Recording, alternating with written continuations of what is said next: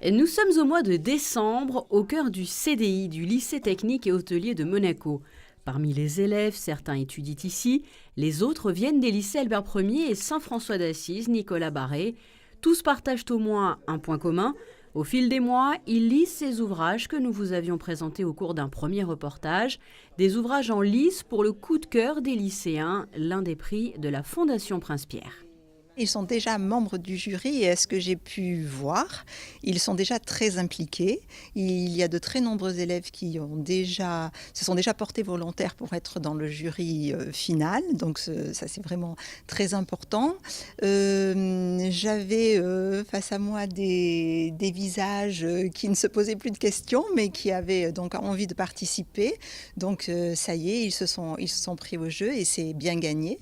C'est d'autant gagné que donc j'ai vu que les livres avaient été non seulement lus, mais surtout rendus. Nous avons le nombre et en bon état. Donc déjà, le respect du livre est une chose importante et ça fait très, très plaisir de voir cette jeunesse qui, ça y est, s'est engagée pour une année de lecture et qui est vraiment très bien partie. À partir d'aujourd'hui, finalement, il y a une nouvelle rotation qui est lancée. Vos élèves vont lire d'autres ouvrages, c'est bien cela? C'est ça, tout à fait. Nous échangeons avec les collègues de notre établissement. Et donc, on va repartir pour une nouvelle découverte. Et là, cette fois, ils sont impatients de savoir ce qu'ils vont lire. Pour vous qui êtes professeur de français, c'est important aussi de pouvoir, j'allais dire, leur offrir ces lectures d'auteurs contemporains? Tout à fait, parce que justement, ça change du programme scolaire un petit peu classique. Et donc, ils découvrent que les écrivains sont des gens vivants, ce qui est très important, et qu'ils peuvent rencontrer en littérature des problèmes qui les touchent, qui sont proches d'eux. Les élèves sont donc venus présenter les livres déjà lus.